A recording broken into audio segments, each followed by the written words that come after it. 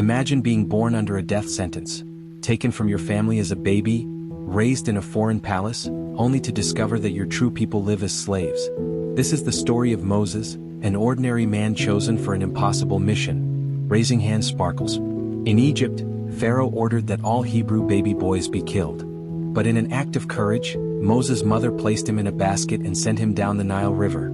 Cast your bread upon the waters, for after many days you will find it. Ecclesiastes 11 verse 1. Against all odds he was found and adopted by Pharaoh's daughter, growing up as an Egyptian prince. He had wealth, power, and influence, but God had a greater purpose.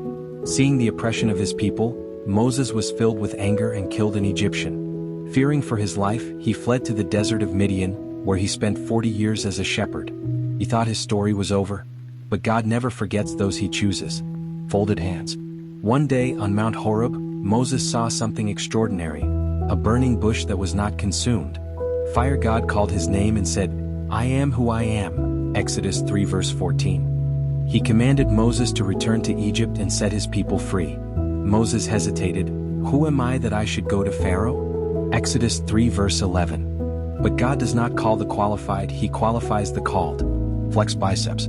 Before Pharaoh, Moses witnessed 10 supernatural plagues that displayed God's power. And when there seemed to be no way out, the Red Sea parted before him, allowing Israel to escape. The Lord will fight for you, you need only to be still. Exodus 14 verse 14. The impossible happened because Moses trusted in God. How many times have you felt afraid of not being enough? Moses doubted himself too, but God used his weakness to reveal his glory. If he did it with Moses, he can do it with you. Do not run from God's calling.